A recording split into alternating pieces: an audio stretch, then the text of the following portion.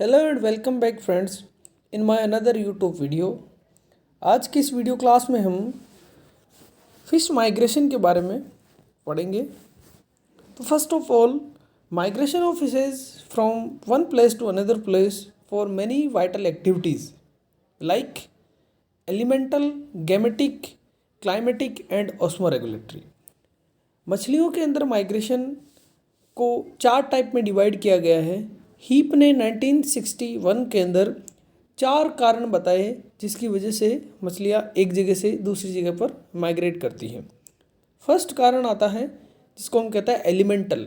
Elemental के अंदर मछलियाँ फॉर सर्चिंग ऑफ फूड या फूड की भोजन की तलाश के लिए एक जगह से दूसरी जगह पर जाती है।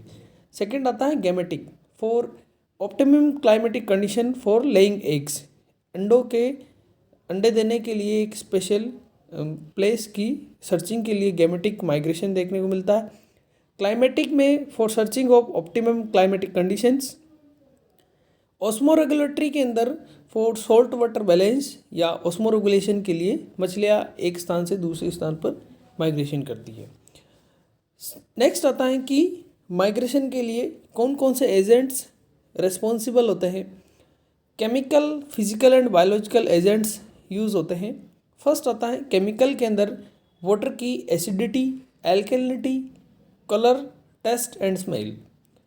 फिजिकल फैक्टर में पानी का pressure, temperature, depth and light, ये फैक्टर्स जो होते हैं यह फिजिकल फैक्टर्स हैं माइग्रेशन के लिए। बायोलॉजिकल फैक्टर के अंदर स्टारवेशन, मछली फिश के अंदर hormonal level, memory and sexual maturity, ये 4 कारण बायोलॉजिकल फैक्टर्स है। सबसे ज़्यादा इम्पोर्टेंट यही बायोलॉजिकल फैक्टर्स होते हैं मछलियों के माइग्रेशन के लिए। अब माइग्रेशन के टाइप्स की बात की जाए तो माइग्रेशन फ्रेश वाटर से मराइन वाटर में होता है या मराइन वाटर से मराइन वाटर में ही होता है या फ्रेश वाटर से फ्रेश वाटर में ही होगा या मराइन से फ्रेश में होगा। इस बेस पर हम मछलियों के माइग्रेशन के कुछ टाइप्स पढ़ते हैं। सबसे पहले आता है कि कोई मछली फ्रेश वाटर में रहती है। यदि वो फ्रेश वाटर में रहती है वो मराइन वाटर में माइग्रेट करती हैं तो उस मछली को या उस प्रकार की मछलियों को हम कैट्राड्रोमस फिशेज कहते हैं। जैसे एंगुला जो ईल होती हैं, एंगुला रोस्ट्रेटा, एंगुला जेपोनिका, ये 3 ईल के स्पीसीज़ हैं और इनके अंदर जो माइग्रेशन होता है वह फ्रेश वाटर में रहती है जनरली और मराइन के अंदर माइग्रेशन करती है, तो इनको हम कैट्राड्रोमस फिशेज कहते हैं। यहाँ पर एंगुला जिसका कॉमन नेम यूरोपियन ईल होता है, एंगुला रोस्ट्रेटा को हम अमेरिकन ईल कहते हैं और एंगुला जेपोनिका को हम जेपोनियन ईल कहते हैं। ये मछलियाँ फ्रेश वाटर से मराइन वाटर में जाएगी। जस्ट इसका अपोजिट होता है कि एनाड्रोमस फिशेज, ऐसी मछलियाँ जो मराइन वाटर से फ्रेश वाटर में आती हैं, जैसे एग्जांपल सैल्मोन और हिल्सा, सेल्मोसोलर जिसका साइंटिफिक नेम है। तो सैल्मोन और हिल्सा दोनों मराइन वाटर से फ्रेश वाटर में आती है। कुछ ऐसी फिशेज भी होती है जो फ्रेश वाटर से मराइन में, मराइन से फ्रेश वाटर में आती रहती हैं। उन मछलियों को हम कहते हैं एम्फीड्रोमस फिशेज। एम्फीड्रोमस के अंदर आती हैं जैसे गोबीज़ या फिलिपाइन गोबी हैं या अदर गोबी की स्पीसीज़ है। ये मछलियाँ जो होती हैं वो एम्फीड्रोमस टाइप की होती है। कुछ मछलियाँ ऐसी भी होती हैं जो फ्रेश वाटर में रहती हैं लेकिन माइग्रेशन फ्रेश वाटर में ही एक स्थान से दूसरे स्थान पर करेगी या रिवर के किसी एक जगह से दूसरी जगह चली जाती है। उनको हम पोटेमोड्रोमस फिशेज कहते हैं। पोटेमोड्रोमस मछलियाँ फ्रेश वाटर में ही माइग्रेट करती हैं। जैसे इसका एग्जाम्पल में जो कार्प और ट्राउट फिशेज होती हैं वो पोटेमोड्रोमस फिशेज के एग्जाम्पल्स है। लास्ट आता है कि कुछ ऐसी फिशेज सी या ओशियन के अंदर एक प्लेस से या उसी के अंदर ही एक प्लेस से दूसरी प्लेस पर जाएगी तो हम ओशियनोड्रोमस फिशेज कहेंगे उनको। ओशियनोड्रोमस फिशेज के एग्जांपल में क्लूपिया और ट्यूना फिशेज आती हैं। यहाँ पर ट्यूना और क्लूपिया ये आती है। इसके बाद में हम कैटाड्रोमस और एनाड्रोमस फिशेज के लाइफ साइकिल के बारे में स्टडी करेंगे। तो सबसे पहले कैटाड्रोमस के बारे में। कैटाड्रोमस का एग्जांपल हमें पता है कि एंगुला होती है और एंगुला फ्रेश वाटर में रहती है और माइग्रेशन करेगी सी के अंदर।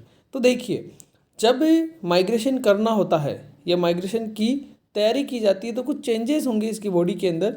जनरली जो एंगुला की जो बेली होती है या वेंट्रल सरफेस होती है वो जनरली येलोविश कलर की होती है, तो इसकी जो वेंट्रल येलोविश ईल कन्वर्ट हो जाती है सिल्वरी ईल में, कलर इसकी बेली का कलर सिल्वर में आ जाता है, तो सिल्वरी ईल कहा जाता है इसको। ये चेंज होगा फर्स्ट।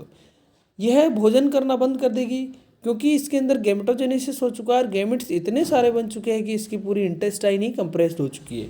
इस वजह से इसके अंदर फीडिंग स्टॉप हो जाती है और इसको सॉल्ट वाटर में जाना है या मराइन वाटर में जाना है, तो मराइन वाटर में रहने के लिए इसके अंदर सॉल्ट सिक्रेटरी ग्लैंड्स बन जाती हैं, जिसकी वजह से ये सक्सेसफुल सर्वाइव करेगी सी के ओशियन के अंदर।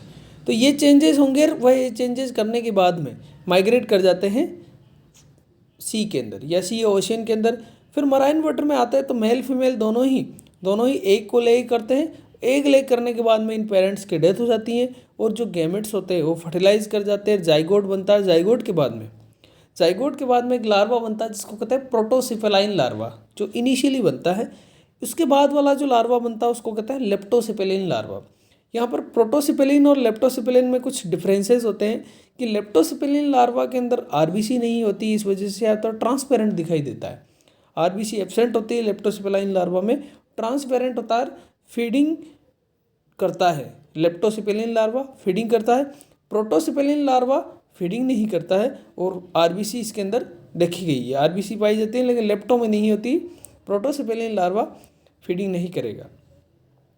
जब लेप्टोसिपेलिन लार्वा बन जाता है तो लेप्टोसिपेलिन लार्वा 1 साल के बाद में एक एम्ब्रियोनिक डेवलपमेंट की एक स्टेज कह सकते हैं, एक डेवलपमेंटल स्टेज है जिसको कहते हैं फर्स्ट एल्वर। फर्स्ट एल्वर बनता 1 साल बाद में, फर्स्ट एल्वर सेकेंड एल्वर में बदल जाता है, सेकेंड एल्वर 1 साल बाद में थर्ड एल्वर में बदल जाता है और थर्ड एल्वर अडल्ट में बदलता है और अडल्ट वापस, या कह सकते हैं कि थर्ड एल्वर वाली कंडीशन वापस मराइन वाटर से फ्रेश वाटर में माइग्रेशन कर जाते हैं, तो वापस यहाँ पर आकर वह एडल्ट बना लेते हैं। तो इस तरह का माइग्रेशन मिलता है कि जो एम्ब्रियोनिक डेवलपमेंट, या कह सकते हैं कि लाइफ के स्टेजेस हैं, जो वो स्टेजेस इसके अंदर सी या ओशियन के अंदर देखने को मिलती है। जस्ट नेक्स्ट आता है जिसको हम एनाड्रोमस माइग्रेशन कहेंगे, एनाड्रोमस स्पीसीज के एग्जांपल में। उनमें जस्ट इसका अपोजिट होगा कि एनाड्रोमस के अंदर, जैसे एग्जांपल ले लिया अपन ने, हिल्सा या सैल्मोन है। सैल्मोन या हिल्सा जो मछलियाँ वो जनरली समुद्रों में रहती हैं और इनकी में भी कुछ चेंजेज होंगे, सेम वही चेंजेज होंगे कि येलोविश बेली कन्वर्ट हो जाएगी सिल्वरी बेली में, फीडिंग करना स्टॉप हो जाएगी, इंटेस्टाइन बिकम कंप्रेस्ड और गैमेटोजेनेसिस हो जाएगा। सॉल्ट सिक्रेटरी ग्लैंड ऑलरेडी है इसके अंदर, तो अभी इसके अंदर इस तरह का नहीं होगा। अभी क्या होगा, ये माइग्रेशन करेगी फ्रेश वाटर के अंदर, मेल फीमेल की डेथ हो जाती है, गैमेट्स को ले कर देते हैं। उसके बाद में गैमेट्स में फर्टिलाइजेशन हो जाता है और एक एम्ब्रियोनिक एक कंडीशन बनेगी, एक स्टेज आएगी जिसको हम एलिविन कहते हैं। एलिविन से पार बन जाता है, पार भी एक स्टेज है, और पार के अंदर जब सॉल्ट सिक्रेटरी ग्लैंड्स बन जाती हैं तो वह माइग्रेशन कर जाता है वापस सी या ओशियन के अंदर और वहाँ जाके अडल्ट में कन्वर्ट हो जाता है। तो इस तरह का माइग्रेशन मिलता है एनाड्रोमस, जो कैटाड्रोमस का जस्ट अपोजिट होता है। Thank you.